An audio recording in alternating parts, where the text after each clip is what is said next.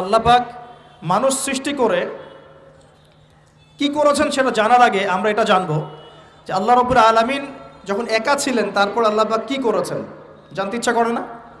আচ্ছা, আজকে আমরা হিস্ট্রিটা বলছি, শুনুন। আল্লাহ পাক একা ছিলেন, তারপর আল্লাহ সৃষ্টি করেছেন আরশে আজিম। আল্লাহ পাক সৃষ্টি করেছেন কি? আরশে আজিম। আরশ কি জিনিস? যেই আরশের ছায়ায় আল্লাহ পাক কিয়ামতের মাঠে 7 শ্রেণীর মানুষকে ছায়া দিবেন, যেদিন এই ছায়া ছাড়া অন্য কোনো ছায়া থাকবে না। আরশটাকে একটু বুঝি। একটা হাদিসের মধ্যে নবী সাল্লাল্লাহু আলাইহি ওয়াসাল্লাম বলেছেন, নবীর নাম শুনলেই দরুদ পড়বেন, বলবেন সাল্লাল্লাহু আলাইহি ওয়াসাল্লাম। নবীজি বলছেন, দেখো এই পৃথিবী থেকে প্রথম মহাবিশ্বের দূরত্ব হচ্ছে 500 বছরের পথ। কত বছর? 500 বছর।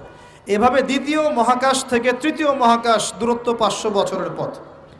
এইভাবে প্রত্যেক আসমানের মধ্যে দূরত্ব হচ্ছে কত বছরের পথ? 500। সপ্তম আসমানের উপরে আছে সিদরাতুল মুনতাহা। কি আছে? এটা একটা কুল গাছ, বড়ই গাছ। নাসা আবিষ্কার করতে পেরেছে, অতএব বিশ্ববাসী বিশ্বাস করবে না। নাসা যদি কালকে বলে হ্যাঁ পাওয়া গেছে সিদরাতুল মুনতাহা, তাহলে বিশ্ববাসী বিশ্বাস করবে। একটা শিরকি দর্শন চলছে, কুফরি দর্শন। ও যখন বলবে হ্যাঁ, তখন সবাই বলে হ্যাঁ, যখন তারা বলে না, সবাই বলে না। আল্লাহ পাকের ওহীর জ্ঞানের কোনো মূল্য নাই সবার কাছে, ইল্লা মাশাআল্লাহ। সিদরাতুল মুনতাহার উপরে আছে কুরসি। কি আছে? কুরসি। আল্লাহ পাকের কুরসি, যেটা আপনি আয়াতুল কুরসির মধ্যে পড়েন, ওয়াসিআ কুরসিয়ুহুস সামাওয়াতি ওয়াল আরদ, মানে আল্লাহ পাকের কুরসিটা আসমান জমিনকে ঘিরে রেখেছে। আর বলে রাখি যে প্রত্যেক ফরজ নামাজের পর যে আয়াতুল কুরসি পড়ে, জান্নাতে যাওয়ার জন্য তার একটাই বাধা, মৃত্যু। মৌত হয়ে গেলে জান্নাতে চলে যাবে ইনশাআল্লাহ। একটা হাদিস আসছে, রাত্রেবেলা ঘুমানোর সময় কেউ যদি আয়াতুল কুরসি পড়ে, সারা রাত আল্লাহর পক্ষ থেকে একজন ফেরেশতা তাকে পাহারা দিবে ইনশাআল্লাহ। এই ফেরেশতা তো দেখা যায় না, দেখা যায়? তো কয়দিন পর যদি বলে যে যা দেখা যায় না তা বিশ্বাস করা যাবে না, আসলে কিন্তু এপিস্টেমোলজি তাদের এটাই, যা দেখে না তা বিশ্বাস করে না। পশ্চিমারা কি ফেরেশতায় বিশ্বাস করে? কেন করে না? এটা তো একটা প্রশ্ন, উত্তরটা আমি বলছি আপনাদেরকে। কারণ তাদের জ্ঞান তত্ত্ব হচ্ছে যা চোখে দেখি না, যা পরীক্ষা নিরীক্ষা পর্যবেক্ষণে আসে না, তার কোনো অস্তিত্ব নাই। এটা ওদের ফিলোসফি অফ এডুকেশন, শিক্ষা দর্শন। এটাকে আমরা ফিলোসফির ভাষায় বলি এপিস্টেমোলজি বা জ্ঞান তত্ত্ব। জ্ঞান তত্ত্ব টিচার যারা আছেন তারা বুঝবেন, তাদের জ্ঞান তত্ত্ব এমন। আর আমাদের জ্ঞান তত্ত্ব উল্টা, টোটালি ডিফারেন্ট। আমরা কি বলি? আমরা বলি ওয়াকুলিল হাক্কু মির রাব্বিকুম, সত্য আল্লাহর পক্ষ থেকে আসে। আমরা বলি যে অদৃশ্যে বিশ্বাস না করা পর্যন্ত কেউ মুমিনই হতে পারবে না। ইমানের কয় পিলার? ইমানের কয় পিলার? 6 পিলার। আমানতু বিল্লাহি, আল্লাহর প্রতি বিশ্বাস করলাম, ওয়া মালাইকাতিহি, তার ফেরেশতাগণের প্রতি, ওয়া কুতুবিহি, আল্লাহ পাকের আসমানি কিতাব সমূহের প্রতি, ওয়া রুসুলিহি, আল্লাহ পাকের রাসূলগণের প্রতি, ওয়াল ইয়াউমিল আখির, পরকালের প্রতি, ওয়াল কদরি খায়রিহি ওয়া শাররি, তাকদীর বা ভাগ্যের ভালো মন্দের প্রতি। এই 6টার একটাও কি চোখে দেখা যায়? আল্লাহকে দেখেছেন? ফেরেশতা দেখেছেন? আমাদের নবীকেও কি দেখেছেন? শুধু কোরআনটা আপনি চোখের সামনে দেখছেন, আর কিচ্ছু আপনি দেখছেন না। পরকাল দেখেছেন? তাকদীর ভাগ্য দেখেছেন? কিচ্ছু দেখি নাই। এই 6টা পিলারে বিশ্বাস না করতে পারলে কেউ মুমিন হতে পারবে না। পারবে? আলিফ লাম মিম যালিকাল কিতাবু লা রাইবা ফি হুদাল লিল মুত্তাকিন। কারা মুত্তাকি? আল্লাযীনা ইউমিনুনা বিল গায়বি। এই যে 6টা গায়েবে যারা বিশ্বাস করে, এরা হলো মুমিন, মুত্তাকি। তাহলে আমাদের জ্ঞানের ভিত্তিটা কি? আমরা অদৃশ্যে বিশ্বাস করি। আর ওদের জ্ঞানের ভিত্তি হচ্ছে ওরা চাক্ষুষ যা দেখে তাতে বিশ্বাস করে। এই জায়গাতেই তো পার্থক্য জ্ঞানতাত্ত্বিক। এই কারণেই ওরা ফেরেশতায় বিশ্বাস করে না, আল্লাহ বিশ্বাস করে না, নবী রসুলগণে বিশ্বাস করে না। তারা বলছে আল্লাহর সন্তান আছে, নাউজুবিল্লাহ। হ্যাঁ, তারা আসমানি কিতাবে বিশ্বাস করছে না, তার ধর্মের কনসেপ্টে বিশ্বাস করছে না। তারা পরকাল, পুনরুত্থান, হাসর, কিয়ামত, মিজান, পুলসিরাত কিছুই বিশ্বাস করে না। বিশ্বাসগত পার্থক্য এখানে। এখন মুমিন মুসলিম হিসাবে আমরা বিশ্বাস করি আল্লাহ পাকের ফেরেশতা আছে না নাই? আছে। এখন এই ফেরেশতারা 8জন ফেরেশতা, বড় বড় 8জন ফেরেশতা, তারা আল্লাহ পাকের আরশটাকে ধরে রেখেছে। কয়জন ফেরেশতা? 8জন। এই 8জন ফেরেশতা আল্লাহর আরশকে টেনে নিয়ে আসবে কিয়ামতের মাঠে। বলেন সুবহানাল্লাহ। আল্লাহ পাকের এমনও ফেরেশতা আছেন যারা একটা ফুৎকার দিবে, জাস্ট একটা ফু, এক ফুৎকারে পুরো মহাবিশ্ব ধ্বংস হয়ে যাবে। এত শক্তিশালী ফেরেশতা আছে আল্লাহ পাকে। আমরা যখন মায়ের গর্ভে ছিলাম, এরকম একজন ফেরেশতাই আল্লাহর পক্ষ থেকে রূহ নিয়ে এসে মায়ের গর্ভে ফুঁকে দিয়েছে এবং আল্লাহর হুকুমে 4টা বিষয় লিখে দিয়েছে। আমরা প্রত্যেকে যখন মায়ের গর্ভে ছিলাম, বয়স ছিল 4 মাস 10 দিন। আমরা তো সব ভুলে গেছি এখন এগুলো, মাত্র 4 মাস 10 দিন। এখন শরীরে শক্তি আছে তো, এই জন্য শৈশব বাল্যকাল সব ভুলে গেছে। আবার একদিন শরীরে শক্তি থাকবে না, তখন আবার আল্লাহ আল্লাহ করা শুরু করবে। 2 দিন ডায়রিয়া হলেই আল্লাহ আল্লাহ শুরু হয়ে যায়। যখন মানুষ সুস্থ থাকে আল্লাহর বিরুদ্ধাচারণ করে, আল্লাহ বলতে কেউ নাই। ঠিক আছে? তো ওই ফেরেশতা লিখে দিয়েছেন 4টা জিনিস আল্লাহর পক্ষ থেকে। 1, সেই ব্যক্তির হায়াত কতটুকু হবে। 2, দুনিয়াতে রিজিক পাবে, কি কি রিজিক পাবে। 3 নাম্বার, তার কাজগুলো কি কি হবে, দুনিয়ায় কি কি কাজ করবে সে। আর 4 নাম্বার, তার সৌভাগ্য, সে সৌভাগ্যবান হবে না দুর্ভাগ্যবান হবে, মানে জান্নাতি হবে না জাহান্নামী হবে। এটা লিখে দেওয়া হয়ে গেছে। এখন এরকম 8 জন বড় বড় ফেরেশতা আল্লাহর আরশটাকে ধরে রেখেছে। আর আমরা বলছি কুরসির কথা। এই কুরসি আসমান জমিনকে ঘিরে আছে। আর আয়াতুল কুরসি যে ব্যক্তি তেলাওয়াত করবে, ইনশাআল্লাহ তাআলা আল্লাহর পক্ষ থেকে একজন ফেরেশতা তাকে সারা রাত পাহারা দিবে ইনশাআল্লাহ। একে অপরকে আল্লাহর জন্য মহব্বত করে। বয়ফ্রেন্ড গার্লফ্রেন্ড ট্র্যাডিশন বলা হচ্ছে না। বয়ফ্রেন্ড গার্লফ্রেন্ডের হারাম জেনার ভালোবাসা বলা হচ্ছে না। কি বলা হচ্ছে? দিনের জন্যে, আল্লাহর জন্যে দুজন পরস্পরকে ভালোবাসে, আল্লাহর জন্যেই বিচ্ছেদ ঘটে। 5 নাম্বার, সেই ব্যক্তি যাকে, যুবক ভাই শোনেন ভালো করে, সেই ব্যক্তি যাকে কোনো সুন্দরী নারী জেনার জন্য ডাকে। সুন্দরী উচ্চ বংশের কোনো মেয়ে নিজেই জেনা করার জন্য ডাকে, কিন্তু যুবক বলে আমি আল্লাহকে ভয় করি, ইন্নী আখাফুল্লাহ, আমি আল্লাহকে ভয় করি। এরকম যুবক আছে এখনো বাকি সমাজে? এখন তো ইচ্ছা করেই মানুষ জেনা করে।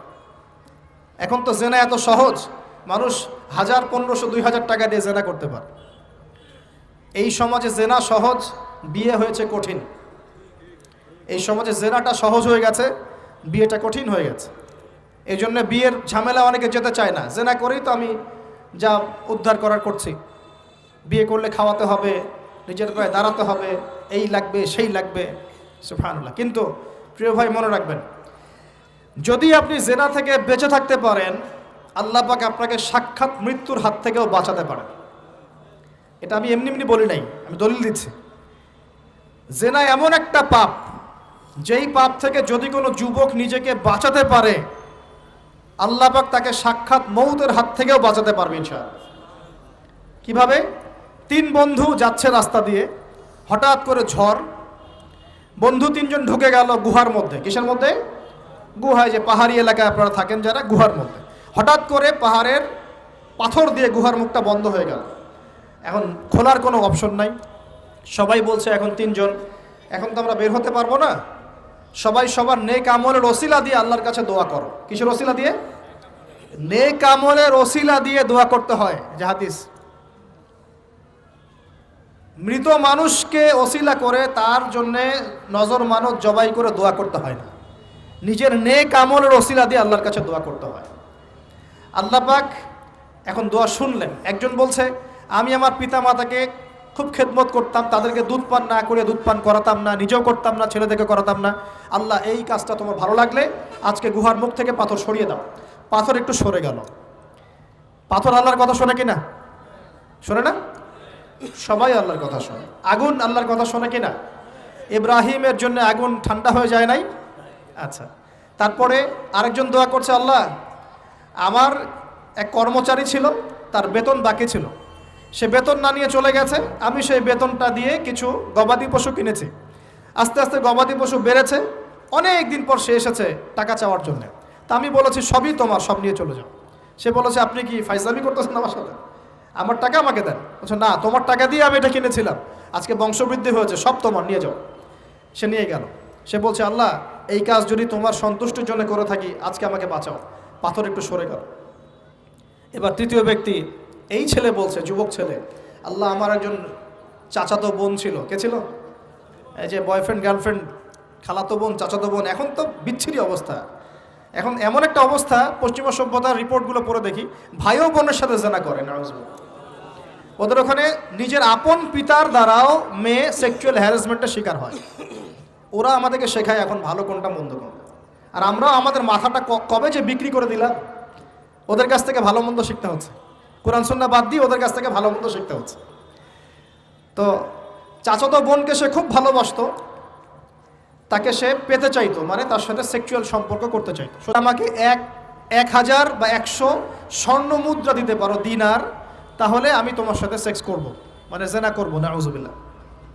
তো সেই ছেলে অনেক কষ্ট করে এই টাকাগুলো বা এই দিনারগুলো অর্জন করে, কামাই করে, দিনরাত পরিশ্রম করে, ঠিক আপনারা যেমন করছেন আর কি। তো এরপর সে তার স্বর্ণ মুদ্রা দেয়, দিয়ে বলে যে এখন আমাকে আমার কাজ করতে দাও। তখন সেই মেয়ে রাজি হয়।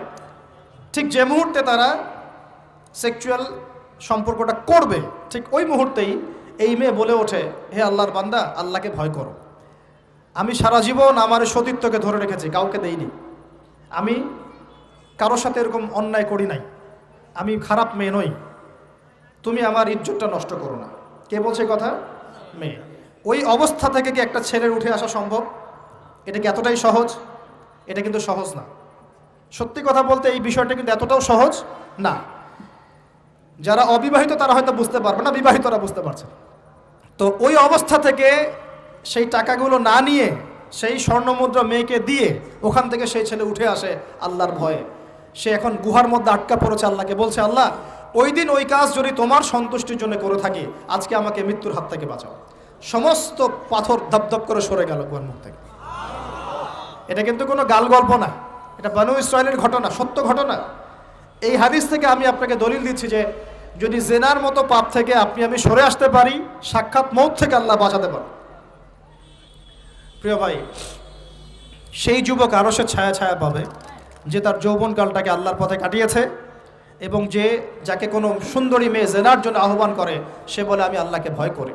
আমরা তওবা করি, আমরা কোনো প্রকার জেনার পাপে যাব না ইনশাআল্লাহ। যদি হারাম কোনো সম্পর্ক থেকে থাকে, আজকেই এই নাম্বার ডিলিট করে ফেলতে হবে। আল্লাহ পাক তৌফিক দান করুন। ডিলিট করার আগে আবার ফোন করে বলেন না যে আজকে থেকে আর কথা বলবো না, তাহলে এই কথা আর কোনোদিন শেষ হবে না। একবারই বন্ধ, ডিসকানেক্টেড। কার জন্যে? আল্লাহর জন্যে। এবং এটা করার পরে আল্লাহকে বলতে হবে, আল্লাহ শুধু তোমার ভয়ে এবং তোমার সন্তুষ্টি পাওয়ার জন্যে আমি জেনা থেকে বেরিয়ে আসলাম। আল্লাহ তুমি আমাকে হেদায়েত দাও, ঈমান দাও, আমল দাও, এবং তোমার রাস্তায় আমাকে বেহিসাব রিজিক দাও, এবং নেককার কুমারী, নেককার প্রেমময়ী, তাকওয়াবান, মুত্তাকি একজন স্ত্রী আল্লাহ তুমি আমাকে দান করো। ইনশাআল্লাহ আল্লাহ পাক আপনাকে দান করো। আল্লাহ পাক দান করো। আল্লাহ পাকের জমিন প্রশস্ত, আল্লাহর হাত প্রশস্ত। আল্লাহর হাতকে সংকীর্ণ মনে করবেন না, আল্লাহর জমিনকে সংকীর্ণ মনে করবেন না। আল্লাহ পাক যাকে ইচ্ছা বেহিসাব রিজিক দিতে পারে ইনশাআল্লাহ। আল্লাহ পাক আমাদের সবাইকে বেহিসাব রিজিক দান করুন বলি আমিন। আর সেই ব্যক্তি যে এত গোপনে দান করে, যার বাহাত জানে না ডান হাত কি দান করেছে, যার বাহাত জানে না ডান হাত কি দান করেছে। আমাদের মতো নয় যে 10,000 টাকা দান করলে সবাইকে না জানানো পর্যন্ত ঘুম হচ্ছে না, এমন নয়। দান এমন গোপনে করে যে তার বাহাত জানে না ডান হাত কি দান করছে। আল্লাহ পাক আমাদের সবাইকে গোপনে দান করার তৌফিক দেন। এর মানে এই না যে প্রকাশ্যে দান করা যায় না, প্রকাশ্যেও দান করা যায়। অন্যকে উৎসাহিত করার জন্যে প্রকাশ্যেও দান করা যায়, কিন্তু গোপন দান আল্লাহর কাছে অনেক বেশি পছন্দের। আর 7 নাম্বার সেই ব্যক্তি যে নীরবে নিভৃতে গোপনে আল্লাহর কথা স্মরণ করে কাঁদে এবং তার চোখ দিয়ে অশ্রু প্রবাহিত হয়। এই 7 শ্রেণীর মানুষকে আল্লাহ পাক কিয়ামতের মাঠে আরশের ছায়ায় ছায়া দিবে ইনশাআল্লাহ। আমরা কি পেতে চাই? আল্লাহ পাক এই আরশ সবার আগে সৃষ্টি করেছেন। তারপর কি সৃষ্টি করেছেন? কলম। কি? কলম। কলম সৃষ্টি করে আল্লাহ পাক বলেছেন উক্তুব, লিখো। কলম বলছে মাযা আক্তুব, আমি কি লিখবো? আল্লাহ বলছেন কিয়ামত পর্যন্ত যা হবে সব লিখো। লাওহে মাহফুজে কলম লেখা শুরু করেছে, কিয়ামত পর্যন্ত যা হবে সব লেখা হয়ে গেছে অলরেডি। অতএব রিজিক নিয়ে আপনার টেনশন করার কোনো দরকার নাই, যা লেখা হয়েছে পাবেন ইনশাআল্লাহ। যদি হালাল পথে চান হালাল পথে পাবেন, হারাম পথে চাইলে হারাম পথে পাবেন। আপনি যা তাকদিরে আছে এর বাইরে আপনি কিছু পাবেন না, যতই চেষ্টা করেন। আল্লাহ পাক আমাদের সবাইকে তাকদির নিয়ে সন্তুষ্ট থাকার তৌফিক দান করুন। আমরা কি তরবারের জোরে ইসলাম প্রচার করেছি, নাকি আদর্শের জোরে হয়েছে? আদর্শ দেখে, মুসলিমদের চরিত্র দেখে, তাদের চারিত্রিক মাধুর্য দেখে, কোরআন সুন্নাহর প্রামাণ্যতা দেখে লক্ষ লক্ষ মানুষ ইসলাম কবুল করেছে আলহামদুলিল্লাহ, এখনও করছে আলহামদুলিল্লাহ। এখন যে সারা বিশ্বে মানুষ মুসলিম হচ্ছে, কোন জায়গায় মুসলিমরা গলার জোরে তরোয়ারের জোরে ইসলাম প্রচার করছে দেখান দেখি। এখন কি বিশ্বে মানুষ মুসলিম হচ্ছে না? হচ্ছে কি না? পশ্চিমা সভ্যতার মানুষরা মুসলিম হচ্ছে না? এখন কি আমরা যুদ্ধ করছি? তরবারি দিয়ে ওদেরকে ধরে রেখেছি, এই ইসলাম কবুল কর, এটা বলেছে? প্রিয় ভাইরা, যেটা বলতে চাচ্ছিলাম, ফেরেশতারা বলেছেন রক্তপাত ঘটাবে আর ফাসাদ সৃষ্টি করবে। তারা কি সঠিক না ভুল? ফেরেশতারা সঠিক না ভুল? সঠিক। তারা কি গায়েব জানতেন? উত্তর না। তারা কিসের আলোকে বলেছেন? ওই যে বাসিরা, দূরদর্শিতা। জিন জাতি যা করেছে এরা তো তাই করতে পারে। আল্লাহ পাক কি বলছেন? আল্লাহ পাক বলছেন ইন্নী আ'লামু মা লা তা'লামুন, আমি যা জানি তোমরা তা জানো না। মানে আমার অনেক শুকরগুজার বান্দা থাকবে যারা আমার আনুগত্য করবে, আমার বিরুদ্ধাচরণ করবে না। আমরা ওই বান্দাদের অন্তর্ভুক্ত হতে চাই, আল্লাহ পাক কবুল করুন বলি। এটা বলে রাখি যে জান্নাতের 120টা কাতার হবে। কয় কাতার? 120 কাতার। এর মধ্যে 80টা কাতার হবে উম্মতে মুহাম্মাদের মধ্য থেকে, আলহামদুলিল্লাহ। এবার আল্লাহ পাক আদম আলাইহিস সালামকে সৃষ্টি করলেন নিজ হাতে। সূরা সাদের মধ্যে আল্লাহ পাক বলেছেন খলাকতু বিয়াদাই, আমি নিজ হাতে ওকে সৃষ্টি করেছি। আল্লাহর হাত কেমন সেটা ব্যাখ্যা করার দরকার নাই, এগুলো নিয়ে চিন্তা করতে যাবেন না। আল্লাহ পাকের মতোই, কারোর সাথে সাদৃশ্যপূর্ণ নন। আল্লাহ পাক এবার আদম আলাইহিস সালামকে সৃষ্টি করে নাম শিক্ষা দিলেন। ওয়াল্লামা আদামাল আসমাআ কুল্লাহা, এই মহাবিশ্বের যত জ্ঞান আল্লাহ পাক আদম আলাইহিস সালামকে শিক্ষা দিলেন। বলেন সুবহানাল্লাহ। এখান থেকে দলিল পেলাম আমাদের পিতা বানর থেকে হয় নাই, আমাদের পিতাকে আল্লাহ পাক সৃষ্টি করেছে। আমাদের পিতাকে কে সৃষ্টি করেছেন? আল্লাহ রাব্বুল আলামিন। তাও আবার নিজ হাতে, মানে কি? ভালোবাসা দিয়ে, ভালোবেসে, মহব্বতের সাথে। এই খলাকতু বিয়াদাই, আমি নিজ হাতে সৃষ্টি করেছি, এই কথা মানুষ ছাড়া, আদম আলাইহিস সালাম ছাড়া অন্য কারো জন্য আল্লাহ পাক বলেন নাই। অন্য সবার জন্য আল্লাহ পাক বলেছেন ইযা আরাদা শাইআন আইয়াকুলা লাহু কুন ফায়াকুন। যখন আল্লাহ পাক কিছু করতে চান খালি বলেন কুন, হও, ফায়াকুন, হয়ে যায়। ওখানে আল্লাহ পাক বলেন নাই সাগর সৃষ্টি করেছে হাত দিয়ে, এই গ্রহ নক্ষত্র সৃষ্টি করেছে আমার হাত দিয়ে, আল্লাহ পাক এমনটা বলেন নাই। আদম আলাইহিস সালামকে আল্লাহ পাক কত মহব্বত করেন, আল্লাহ পাক বলছেন যে আমি তাকে আমার নিজ হাতে সৃষ্টি করেছি। আর আজকে তোমরা শেখাচ্ছ মানুষকে, আস্তাগফিরুল্লাহ, যে মানুষ বানর থেকে হয়ে যায়। কত বড় কুফরি, কত বড় শিরক, কত বড় লজ্জা। নিজের সম্মান মানুষ নিজে এভাবে নষ্ট করতে পারে? নিজের সম্মান নিজে নষ্ট করতে পারে? আমাদেরকে আল্লাহ সৃষ্টি করেছেন আদম আলাইহিস সালাম থেকে। তারপরে যান, শুধু সৃষ্টি করেন নাই, আল্লাহ পাক সমস্ত নাম শিক্ষা দিয়েছেন। নাম মানে এখানে শুধু নাম, মঙ্গল, নেপচুন, প্লুটো এগুলো না। নাম মানে হচ্ছে জ্ঞান। নাম মানে কি? জ্ঞান। একটা এক্সাম্পল দেই, যখন আপনি বাচ্চাকে বলেন যে A for Apple, A for কি? অ্যাপল যে শিখাচ্ছেন, অ্যাপল বলতে কিন্তু সে শুধুমাত্র একটা ওয়ার্ড শিখে না, ও কিন্তু শিখে অ্যাপল মানে একটা এমন কিছু যেটা খেতে হয়। কি করতে হয়? খেতে হয়। যখন আপনি শেখান এ ফর অ্যান্ট, ও বুঝতে পারে অ্যান্ট হচ্ছে একটা সৃষ্টি, এটা চলাচল করে, কালো কালো দেখতে, ও কিন্তু মাথার মধ্যে ওটা ছবি এঁকে নেয়। তো এটা নাম মানে শুধু নাম না, জ্ঞান। আল্লাহ পাক আদম আলাইহিস সালামকে সমস্ত জ্ঞান শিক্ষা দিলেন। আল্লামাল ইনসান মা লাম ইয়ালাম, আল্লাহ বলছেন আমি মানুষকে সেই জ্ঞান শিক্ষা দিয়েছি যা মানুষ জানতো না। মানে আমরা সৃষ্টিগতভাবে জ্ঞানী ছিলাম না, আল্লাহ পাক জ্ঞান শিক্ষা দিয়েছেন।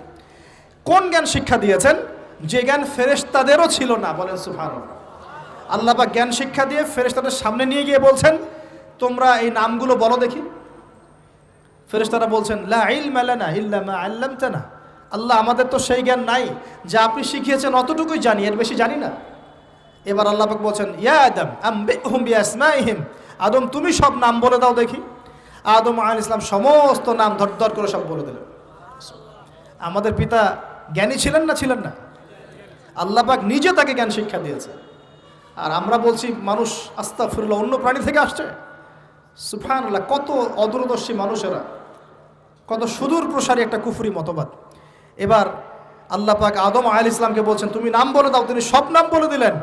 এবার গিয়ে আল্লাহ পাক ফেরেশতাদেরকে বলছেন এবার তোমরা একটা কাজ করো, ইয কুলনা লিল মালাইকাতি ইসজুদু লি আদম, তখন আল্লাহ পাক বলছেন যে আমি ফেরেশতাদেরকে বললাম তোমরা সবাই এখন আদমকে সিজদা করো। বলেন সুবহানাল্লাহ। কত সম্মান আমাদের পিতার। মহাবিশ্বে ফেরেশতাদের সামনে আল্লাহ পাক তাকে সিজদা করালেন ফেরেশতাদেরকে দিয়ে। ফাসাজাদু, সবাই সিজদা করলো, ইল্লা ইবলিস, কে সিজদা করলো না? ইবলিস। এখানে একটা বিষয় মনে রাখেন, আমাদের পিতাকে কিসের কারণে সম্মানিত করা হয়েছে? শারীরিক গঠন, চেহারার সৌন্দর্য, টাকা পয়সা রিজিক কোনটার কারণে? এইটাই মনে রাখবেন। মুসলিম উম্মাহ যদি আজকে সারা বিশ্বের নেতৃত্ব দিতে চায়, সবাইকে জ্ঞানী হতে হবে, জ্ঞানের বিপ্লব ঘটাতে হবে। বলেন সুবহানাল্লাহ, বলেন আমিন। এই জ্ঞানের বিপ্লব ঘটাতে পারলে ইনশাআল্লাহ মুসলিম উম্মাহ আবার সেই জায়গায় যাবে যেখান থেকে আমরা এসেছি। জ্ঞান ছাড়া আমরা কিচ্ছু করতে পারবো না। আর এই জ্ঞান মানে শুধু একমুখী শিক্ষা নয়, জেনারেল শিক্ষা, ইসলামিক শিক্ষা, এই দুইটাকে হারমোনিয়াসলি কম্বাইন্ড করতে হবে, করে এমন জ্ঞান অর্জন করতে হবে যেই জ্ঞান দিয়ে বিশ্বকে আমরা চ্যালেঞ্জ করতে পারি। এটাই এই বিশ্বের সবচেয়ে বড় চ্যালেঞ্জ এখন, মুসলিমদের সবচেয়ে বড় চ্যালেঞ্জ এখন এটাই, ইসলামিক শিক্ষা এবং জেনারেল শিক্ষাকে একত্রিত করে এমন প্রজন্ম তৈরি করা যে প্রজন্ম আগামী দিনে উম্মাকে নেতৃত্ব দেবে ইনশাআল্লাহ। এই একটা কাজ যদি কেউ করে যেতে পারে, আল্লাহ পাক তৌফিক দেখ, আমরা দোয়া করে আল্লাহ পাক এমন নেতা আমাদের উপরে নিয়ে আসুক যারা এরকম প্রজেক্ট লঞ্চ করতে পারে। বলেন আমিন। দোয়া করতে কোনো সমস্যা? অথবা যদি কেউ হাল না ধরে, আল্লাহ পাক যেন এমন কিছু মানুষ তৈরি করে দেন যারা এই জ্ঞানতাত্ত্বিক বিপ্লব নিয়ে কাজ করবে ইনশাআল্লাহ। এটা সবচেয়ে ইম্পর্টেন্ট কাজ এখন, না হলে আজকে থেকে 20-30 বছর পরে এই প্রজন্মকে আপনি আর খুঁজে পাবেন না। দেখবেন এমন প্রজন্ম চলে আসছে যারা বলবে আল্লাহর সাথে আমাদের কোনো সম্পর্ক নাই, নামাজ পড়বে না, রোজা রাখবে না, যাকাত দিবে না, আল্লাহকে চিনবে না। দেখে নিয়েন, আমরা দোয়া করি এমনটা না হোক, কিন্তু যদি আমরা হাল ছেড়ে দিই এখন, এমনটাই হবে সামনে। এটা খিদিরের দৃষ্টিভঙ্গি দিয়ে আপনাদেরকে বললাম, জ্ঞানতাত্ত্বিক রেভলিউশন দরকার। যদি কেউ কোনো উদ্যোগ না গ্রহণ করে, অ্যাটলিস্ট বাসায় পারিবারিকভাবে হলেও আপনাকে শেখাতে হবে সন্তানকে, কোনো অপশন নাই। এবার ফাসাজাদু, সবাই সেজদা করেছে ইল্লা ইবলিস, ইবলিস করে নাই। কেন করছে না ইবলিসের সমস্যাটা কি? ইবলিসকে আল্লাহ পাক জিজ্ঞাসা করছেন, মা মানাআকা আল্লা তাসজুদা ইযা আমারতুক, আমি তোমাকে আদেশ করলাম আদমকে সেজদা করতে, কে তোমাকে নিষেধ করলো সেজদা করতে? ইবলিস বলছে, বেশি চালাক, বেশি বোঝে যারা, অতিরিক্ত বুদ্ধিজীবী। ইবলিস ছিল বেশি বুদ্ধিজীবী। ইবলিস ছিল কি? অতিরিক্ত মাত্রার বুদ্ধিজীবী। আছেন আমাদের সমাজে এরকম কিছু মানুষ, ও বলছে খালাকতানি মিন নার, আমাকে সৃষ্টি করেছেন আগুন দিয়ে, আগুন তো সুপিরিয়র মাটির চাইতে। ও খালাকতাহু মিন তিন, আর আপনি এই আদমকে সৃষ্টি করেছেন মাটি থেকে, কাদা মাটি দিয়ে, আমি কেন আদমকে সেজদা করতে যাব? যুক্তি, অতি যুক্তিবাদী, অতি বুদ্ধি। আল্লাহ পাক বলছেন ফাখরুজ মিনহা ফাইন্নাকা রাজিম, এখান থেকে বের হয়ে যাও, তুমি অভিশপ্ত। ফাইন্না আলাইকা লা'নাতা ইলা ইয়াউমিদ্দিন, আমার আদেশ লঙ্ঘন করার কারণে কিয়ামত পর্যন্ত তোমার উপর লানত, অভিশাপ বর্ষিত। আল্লাহ পাক তাড়িয়ে দিলেন, একদম থ্রোন অ্যাওয়ে। আমরা বলি না আউযু বিল্লাহি মিনাশ শাইতানির রাজিম, রাজিম শব্দের মানে হচ্ছে বিতাড়িত, থ্রোন অ্যাওয়ে, কার্সড, যাকে অভিশাপ করা হয়েছে। এবার ভালো করে শোনেন প্রিয় ভাইরা, ইবলিসের এই স্টেটমেন্টগুলো শোনেন। এবার ইবলিস বলছে রব্বি আনজিরনি ইলা ইয়াউমি ইউবআসুন, এই স্টেটমেন্টটা ভালো করে শোনেন। ইবলিস বলছে রব্বি, হে আমার রব। ইবলিস বলছে রব্বি, হে আমার রব। ইবলিস বলছে রব্বি, হে আমার রব, আমাকে অবকাশ দিন, আনজিরনি, আমাকে অবকাশ দিন, ইলা ইয়াউমি ইউবআসুন, কিয়ামত দিবস পর্যন্ত। ইবলিস আল্লাহকে বিশ্বাস করে কি করে না? ইবলিস আস্তিক না নাস্তিক? বলেন। ইবলিস বলছে রব্বি, রব্বি মানে কি? হে আমার রব। রব্বি মানে রব না, রব্বি মানে আমার রব। রব্বুন মানে রব, রব্বুহু তার রব, রব্বুহুম তাদের রব, রব্বুকা মানে তোমার রব, রব্বুকুম মানে তোমাদের রব, রব্বি মানে কি? আমার রব, রব্বুনা আমাদের রব। এটা গ্রামার, বুঝতে পারছেন? ইবলিস বলছে রব্বি মানে কি? হে আমার রব, আনজিরনি, আমাকে অবকাশ দিন, ইলা ইয়াউমি ইউবআসুন, কিয়ামত দিবস পর্যন্ত। ইবলিস আস্তিক না নাস্তিক? তাহলে এখন বলেন তো, আমরা যারা দুনিয়াতে আল্লাহকে অস্বীকার করছি তারা ইবলিসের চেয়ে বড় না ছোট? দলিল দিলাম তো, নাকি এমনি এমনি বললাম? আচ্ছা, আল্লাহ পাক বলছেন যাও, ফাইন্নাকা মিনাল মুনজারিন, তোমাকে অবকাশ দেয়া হলো। কারণ কিয়ামত পর্যন্ত সময় আল্লাহর কাছে খুব বেশি কিছু না, এক দিনেরও কম, অল্প সময়, একটা সকাল একটা সন্ধ্যার মতো। ঠিক আছে, দিলাম, যাও। এবার ইবলিস চ্যালেঞ্জ করছে। এই চ্যালেঞ্জটা আমাদের সবাইকে মনে রাখতে হবে, সারা জীবন ইবলিসের এই স্টেটমেন্টটা মনে রাখতে হবে। সেটা কি? ইবলিস বলছে ফাবিমা আগওয়াইতানি, সূরা আরাফ পড়ে দেখবেন। ইবলিস বলছে ফাবিমা আগওয়াইতানি, আপনি যে আদমের কারণে আমাকে আজকে বের করে দিলেন জান্নাত থেকে, লাআকুদান্না লাহুম সিরাতাকাল মুস্তাকিম, আমি সেই আদমের সরল পথে ওত পেতে বসে থাকবো, চুপটি ঘাপটি মেরে বসে থাকবো, ঘাপটি মেরে ওর জন্য বসে থাকবো। আর সুম্মা লাতিয়ান্না মিন বাইনি আইদিহিম, আমি অবশ্যই তার সামন থেকে আসব। সুম্মা লাতিয়ান্নাহুম মিন বাইনি আইদিহিম, আমি আদম সন্তানদের সামন থেকে আসব, সামন থেকে মানে সরাসরি ওয়াসওয়াসা দিব। ওয়া মিন খালফিহিম, পেছন থেকে আসব মানে পিছন থেকে ওয়াসওয়াসা দিব। ওয়া আন আইমানিহিম, ডান দিক থেকে ওয়াসওয়াসা দিব। ওয়া আন শামাইলিহিম, বাম দিক থেকে আসব। ওয়ালা তাজিদু আকসারাহুম শাকিরিন, আপনি বেশিরভাগ আদম সন্তানকে শুকরগুজার পাবেন না। ইবলিস ঠিক বলেছে না ভুল বলেছে? বেশিরভাগ মানুষ নামাজ পড়ে না। বেশিরভাগ মানুষ সুদ খায় কি খায় না? বেশিরভাগ মেয়ে এখন বেপরদায় চলে কি চলে না? বেশিরভাগ মানুষ এখন অন্যায় করে কি করে না? বেশিরভাগ মানুষই আল্লাহ থেকে দূরে চলে। ইবলিস কিন্তু ঠিকই বলেছে, ঠিক বলে নাই? আচ্ছা, আল্লাহ পাক বলছেন ঠিক আছে যাও, তোমার চ্যালেঞ্জ তোমার জায়গায়, তবে আমার বান্দারা যদি সারা জীবনও অন্যায় করার পরে একবার, যদি খালি একটা বার মন থেকে তাওবাতান নাসুহা মানে প্রকৃত তওবা করে, খালেস তওবা করে, আল্লাহর কাছে ফিরে আসে, বলে আস্তাগফিরুল্লাহ, আল্লাহ আমাকে মাফ করে দাও, রব্বিগফির ওয়ারহাম, আল্লাহ মাফ করো, ক্ষমা করো, আস্তাগফিরুল্লাহাল্লাযী লা ইলাহা ইল্লা হুয়াল হাইয়ুল কাইয়্যুম ওয়া আতুবু ইলাইহি, বা আমার কাছে একটা বার যদি মাফ চায়, ক্ষমা চায়, তার সারা জীবনের গুনাহ আমি মাফ করে দেব ইনশাআল্লাহ।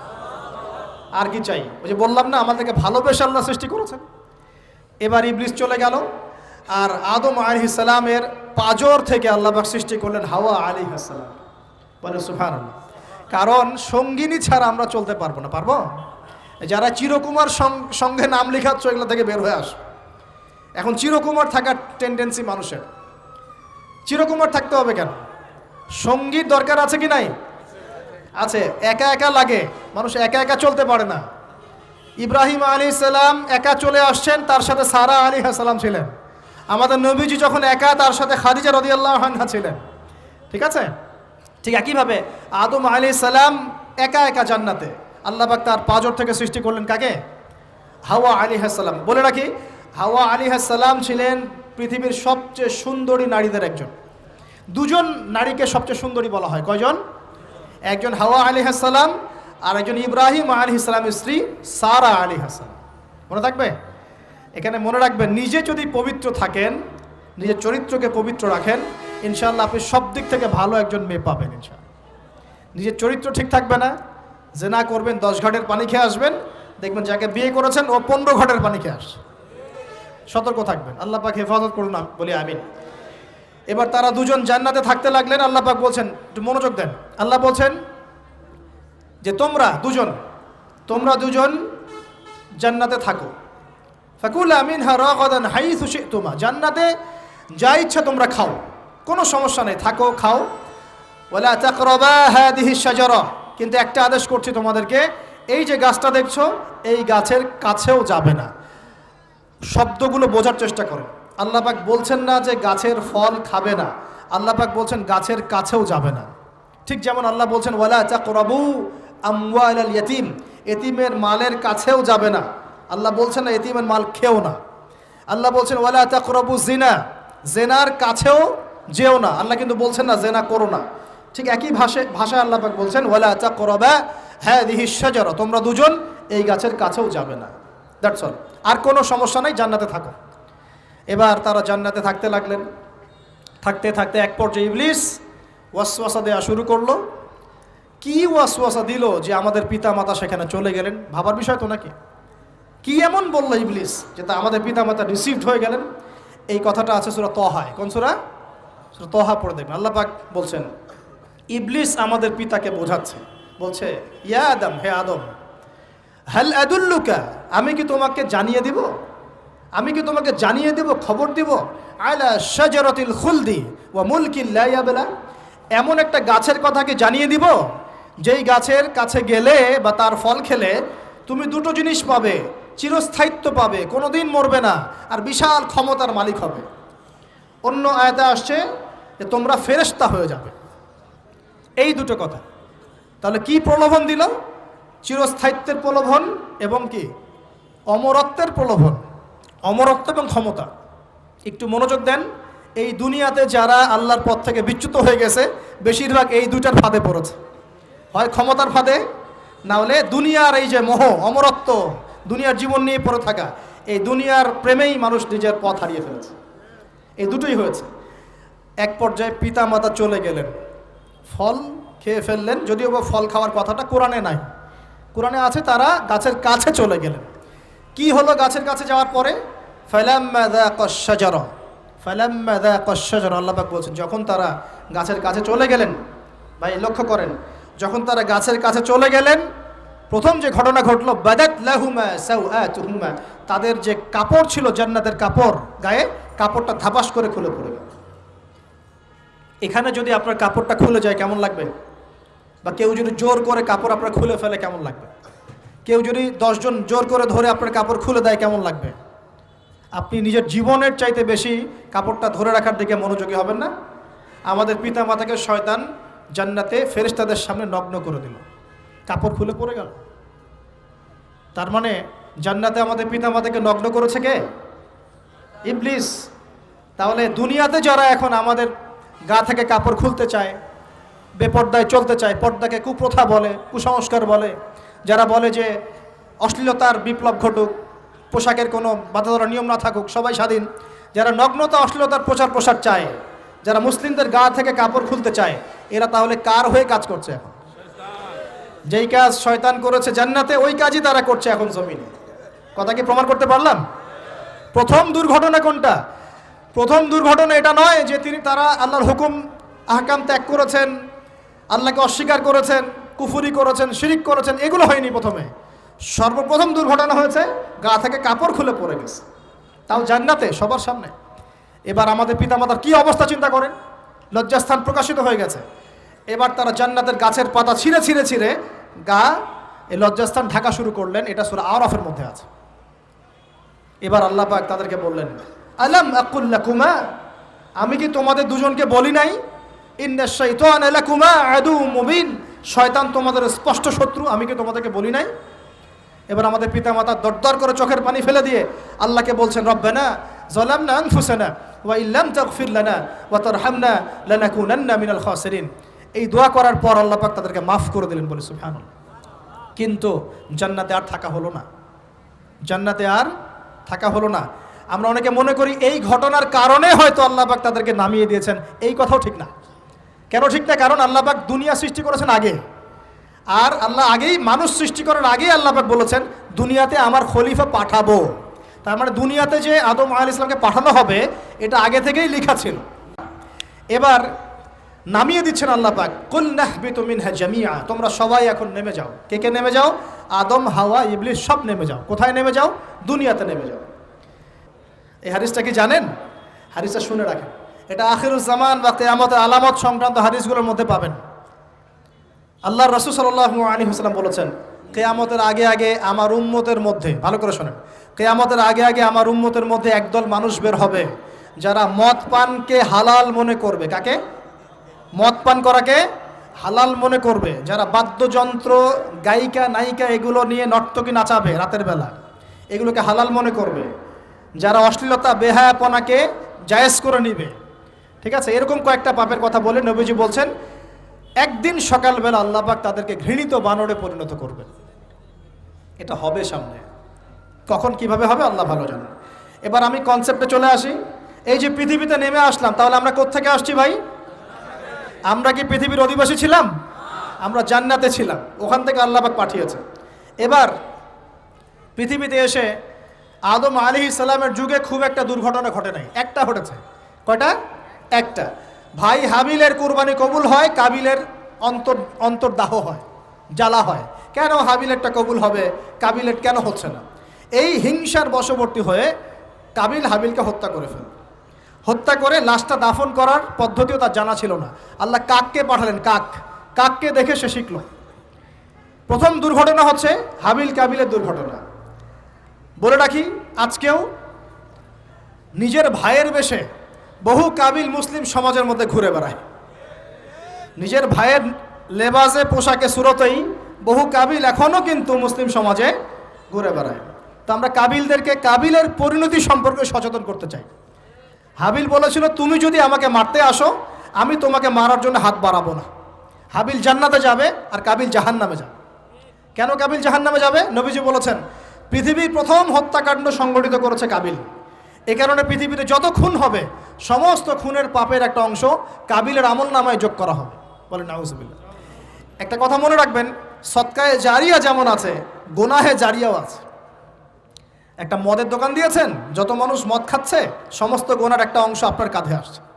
একটা সিনেমা হল করেছেন, মানুষ সারাদিন নেকটা ছবি দেখে, নগ্ন ছবি দেখে, যত মানুষ এখানে পাপ করবে সমস্ত পাপের একটা অংশ আপনার কাঁধে যাবে। আবার একটা মাদ্রাসা করেছেন, যত মানুষ এখানে দ্বীনি ইলম শিখবে এই নেকির একটা অংশ আপনি পাবেন ইনশাআল্লাহ। মরে গেলেও কবরে পাবেন ইনশাআল্লাহ। আল্লাহ পাক আমাদের সবাইকে সদকায়ে জারিয়া করার তৌফিক দেন, গুনাহে জারিয়া থেকে বাঁচিয়ে রাখুন। খুব খেয়াল রাখবেন, আল্লাহ পাক আমাদের হেফাজত করুন বলি আমিন। এবার ওই যুগ শেষ, নূহ আলাইহিস সালামের যুগ। এই যুগে আল্লাহর একই সুন্নত।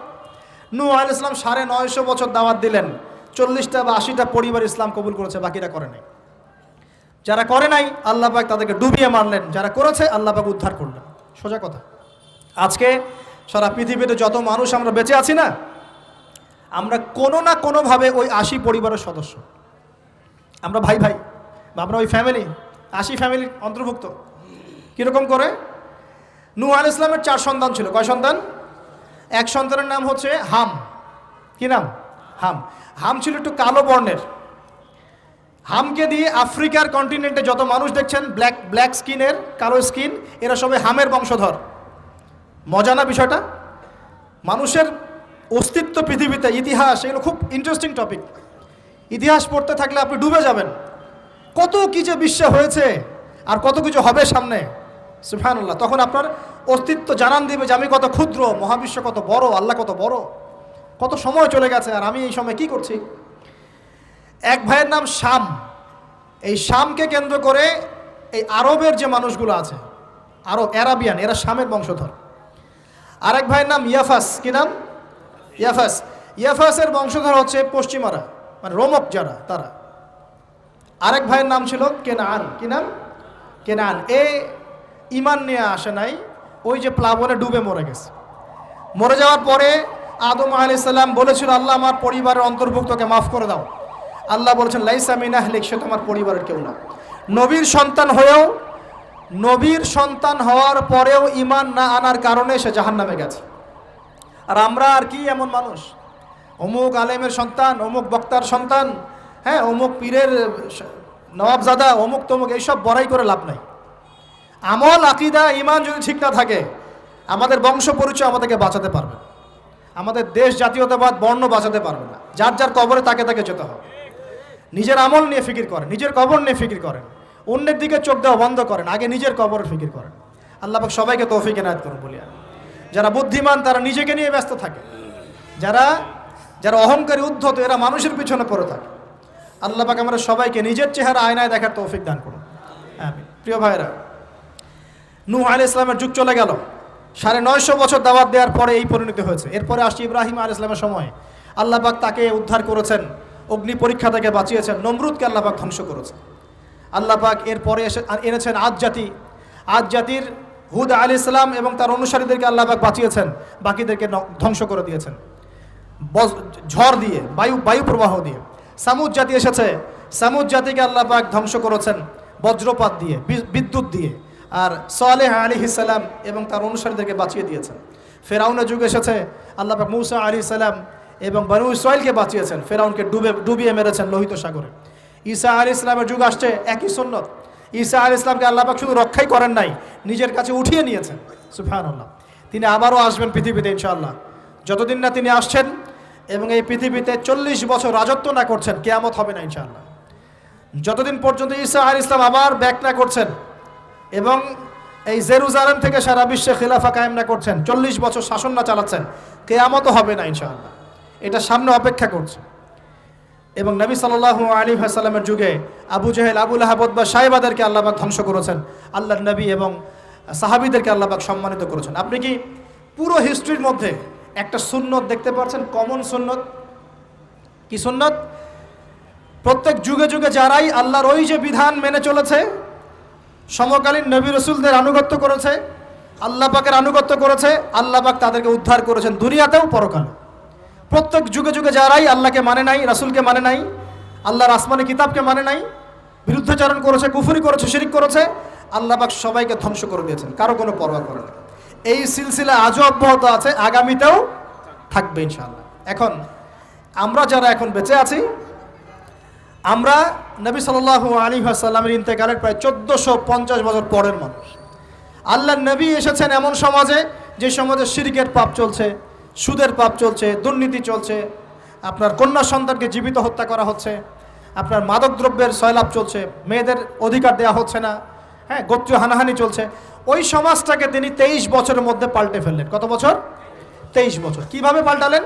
উত্তর, তিনি প্রথমে জ্ঞানের চর্চা করেছেন। কিসের চর্চা? জ্ঞানের। আল্লাহ পাক প্রথম ওহী নাযিল করেছেন, ইকরা বিসমি রাব্বিকাল্লাযী খালাক, পড়ুন আপনার রবের নামে যিনি আপনাকে সৃষ্টি করেছেন। নবী সাল্লাল্লাহু আলাইহি ওয়াসাল্লাম সাহাবীগণ কোরআনের 6টা হক আদায় করেছেন। কয়টা হক? 6টা। তারা কোরআন পড়া শিখেছেন। আমরা সবাই কোরআন পড়া শিখবো তো ইনশাআল্লাহ? তারা কোরআনের অর্থ শিখেছেন।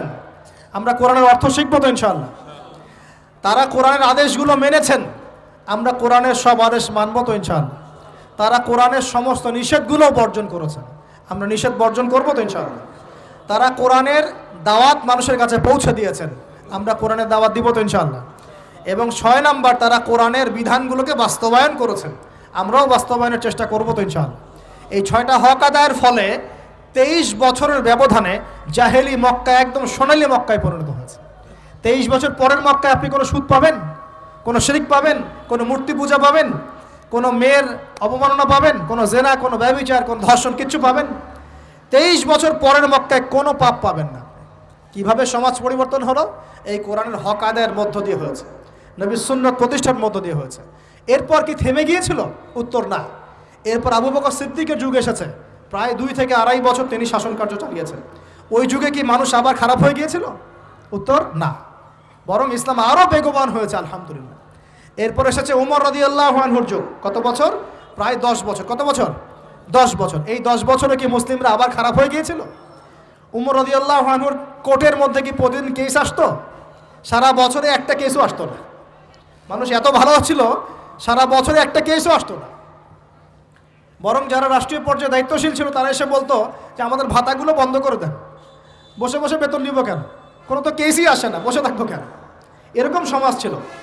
একজন ব্যক্তি খুঁজে পাওয়া যেত না যে নামাজ পড়ে না, একজন মুসলিম পাওয়া যেত না যে যাকাত দেয় না সামর্থ্য থাকলে, এমন মুসলিম খুঁজে পাওয়া যেত না যে কোরআন পড়তে জানে না, হাদিসের চর্চা করে না, যে দাওয়াতি কাজ করে না, যে আল্লাহর পথে দাওয়াত এবং জিহাদে আত্মনিয়োগ করে না, এমন মুসলিমই খুঁজে পাওয়া যেত না। এরপরে আসলো উসমান রাদিয়াল্লাহু আনহুর যুগ। ওই যুগে ফিতনা শেষের দিকে সৃষ্টি হওয়া শুরু হলো। কোন বিষয়কে কেন্দ্র করে? কোরআন সংকলনকে কেন্দ্র করে ফিতনা সৃষ্টি হলো। আতাতায়ীদের, বিদ্রোহীদের হাতে উসমান রাদিয়াল্লাহু আনহুকে নির্মমভাবে শাহাদাত বরণ করতে হয়েছে। তিনি প্রায় 12 বছর শাসন কার্য চালিয়েছেন। ইসলাম আরও এগিয়ে গেছে। এরপর এসেছে আলী রাদিয়াল্লাহু আনহুর যুগ। আলী রাদিয়াল্লাহু আনহুর খেলাফতে ওই উসমান রাদিয়াল্লাহু আনহুর ঘটনাকে কেন্দ্র করে, হত্যাকাণ্ডকে কেন্দ্র করে মুয়াবিয়া রাদিয়াল্লাহু আনহু এবং আলী রাদিয়াল্লাহু আনহুর মাঝখানে একটা ব্যাটল, একটা যুদ্ধ হয়ে গেছে। এর নাম হলো সিফফিনের যুদ্ধ। কিসের যুদ্ধ? সিফফিন। যাই হোক, এক পর্যায়ে আলী রাদিয়াল্লাহু আনহুকে এরকম বিদ্রোহীদের হাতে, খারেজিদের হাতে শহীদ হতে হয়।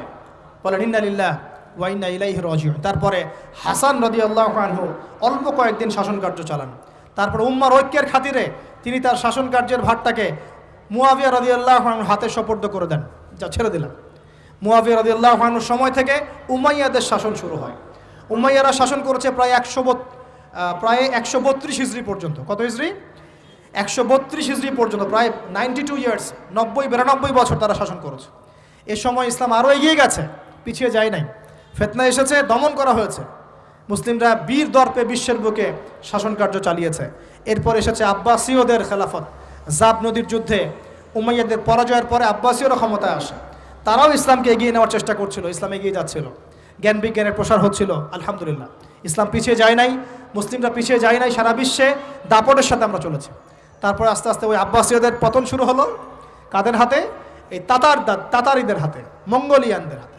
মাত্র 40 দিনের ব্যবধানে পুরো বাগদাদের মধ্যে প্রায় 20 থেকে 25 লক্ষ মানুষকে হত্যা করা হয়েছে। বাইতুল হিকমা ধ্বংস করে দেওয়া হয়েছে, লাইব্রেরি ধ্বংস করে দেওয়া হয়েছে, বইপত্রকে নদীতে ফেলে দেওয়া হয়েছে। তারা ছিল উগ্র জাতি। মঙ্গোলিয়ানদের নাম শোনেন নাই? হালাকু খান নাম শুনেছেন? চেঙ্গিস খান, হালাকু খান নাম শোনেন নাই? ওদের হাতে মুসলিমদের ব্যাপক দমন পীড়ন সহ্য করতে হয়েছে। এভাবে যুগে যুগে তারপর ক্রুসেডাররা আসছে। ক্রুসেড, 1, 2, 3টা ক্রুসেড হচ্ছে।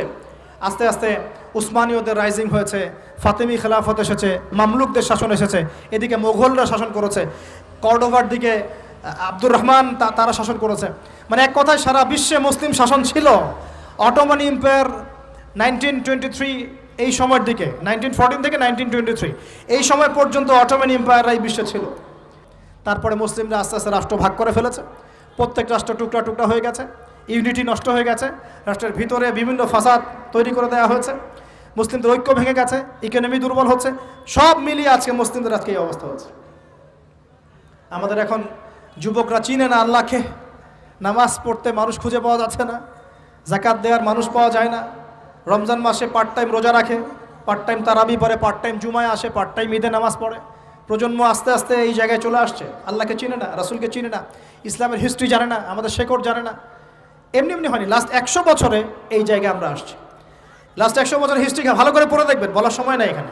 লাস্ট 100 বছরের হিস্ট্রি পড়ে দেখবেন যে জায়গায় আমরা ছিলাম সেখান থেকে একদম তলানিতে নেমে চলে আসছি। এখন প্রশ্ন হচ্ছে, এই অবস্থায় কি চিরস্থায়ী থাকবো, নাকি এখান থেকে আমরা সামনে যাব? সামনে যে এমনি এমনি যাওয়া হবে না এটা নিশ্চিত। সামনে যাওয়ার জন্য কিছু কাজ এবং ক্রাইটেরিয়া মেনটেন করতে হবে। আমরা জানি এরপরে আসবে ইমামুল মাহদির শাসন, তারপরে আসবে নবী ঈসা আলাইহিস সালামের শাসন, তারপরে দাজ্জালকে মেরে ফেলা হবে। আর দাজ্জালকে মেরে ফেলার আগে দাজ্জাল তার অনুসারীদেরকে নিয়ে বিশ্ব শাসন করবে 40 বছর। 40 বছর না, 40 দিন। 40 দিন। প্রথম দিন হবে 1 বছরের সমান, দ্বিতীয় দিন হচ্ছে 1 মাস, তৃতীয় দিন 1 সপ্তাহের সমান। তারপরে দিনগুলো আমাদের দিনের মতোই। এরপর ঈসা আলাইহিস সালামের আগমনের মধ্য দিয়ে তার ধ্বংস হবে। এরপর ইয়াজুজ আর মাজুজ বের হবে। ইয়াজুজ আর মাজুজ খুব হিংস্র হবে, তাদেরকে হত্যা করার ক্ষমতা মুসলিমদের থাকবে না। মুসলিমরা তুর পাহাড়ে আশ্রয় নেবে, আল্লাহ পাকের গজবে তাদের ঘাড়ের মধ্যে একটা ভাইরাস জন্ম নেবে, এতে তারা মারা যাবে। বড় বড় নখরওয়ালা প্রাণী আল্লাহ পাঠাবেন, পাখি, এরা এসে এদেরকে উঠিয়ে উঠিয়ে কোনো জায়গায় ফেলে দিবে, মহাবিশ্বের কোনো এক জায়গায় এনে ফেলে দিবে। তারপর আল্লাহ পাক বৃষ্টি বর্ষণ করবেন, প্রচুর বৃষ্টি বর্ষিত হবে এবং বিশ্বের এই জমিনটা উর্বর হবে। তখন একটা ডালিম দেখেছেন, ডালিম, একটা ডালিম একটা পরিবার খাবে, একটা ডালিমের খোসার মধ্যে একটা পরিবার আশ্রয় নিতে পারবে, এত বড় বড় ফসল হবে। 40 বছর ঈসা আলাইহিস সালাম এই বিশ্বকে শাসন করবেন ন্যায়ের ভিত্তিতে, আদালতের ভিত্তিতে। ঘাটে মহিষে 1 ঘাটে পানি খাবে, বাঘে মহিষে 1 ঘাটে পানি খাবে, কেউ কার উপর জুলুম করবে না। এরপর তার বিয়ে শাদী হবে, সন্তান হবে এবং তার ইন্তেকালও হবে স্বাভাবিকভাবে, এবং তাকে দাফন করা হবে নবী মুহাম্মদ সাল্লাল্লাহু আলাইহি ওয়াসাল্লামের কবরের পাশে, রওজার পাশে।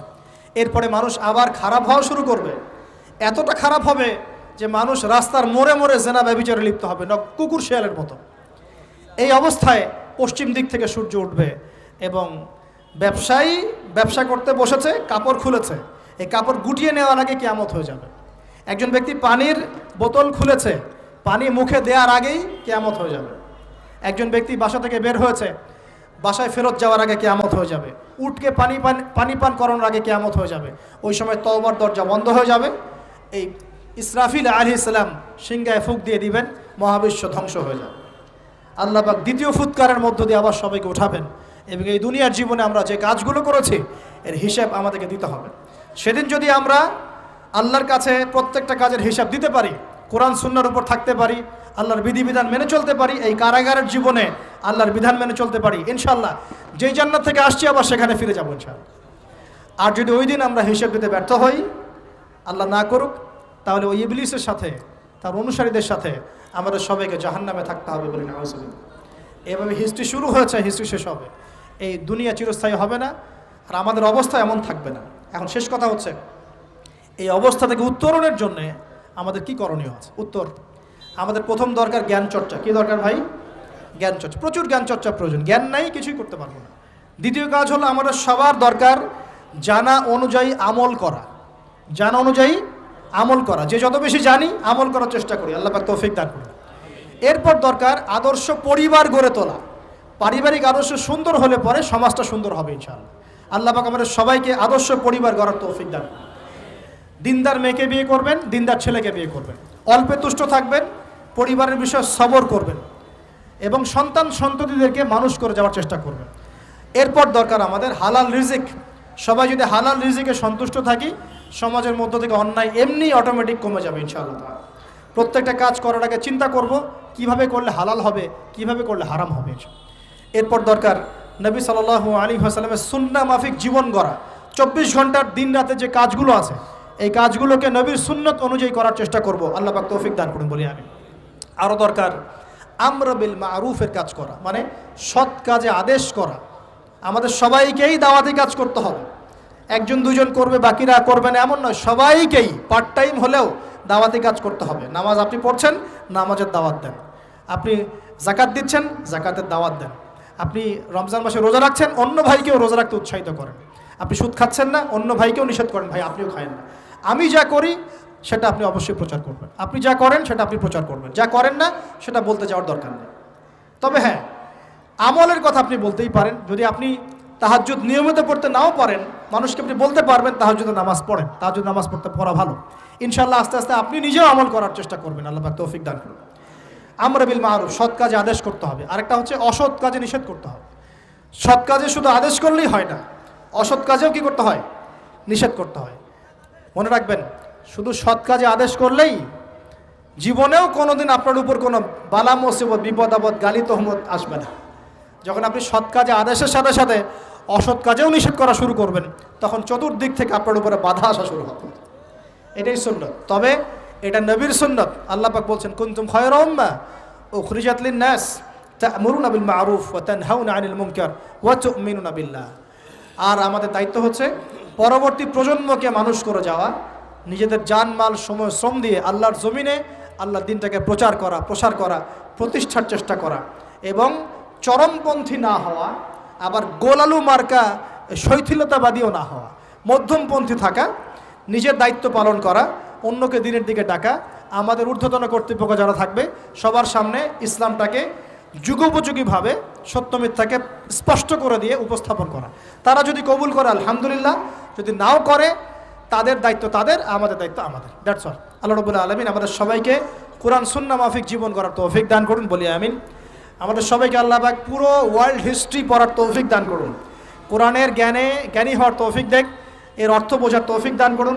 নবীর সুন্নাহ মাফিক জীবন করার তৌফিক দান করুন। হালাল খাওয়ার তৌফিক দেখ, আদর্শ পরিবার গড়ার তৌফিক দান করুন। এবং দিন ইসলামকে বিজয়ী করার জন্যে আমাদের জানমাল সময় শ্রম ব্যয় করে আল্লাহর পথে কাজ করার তৌফিক এনায়েত করুন। সকলেই বলে আমিন। أقول قولي هذا أستغفر الله لي ولكم ولسائر المسلمين.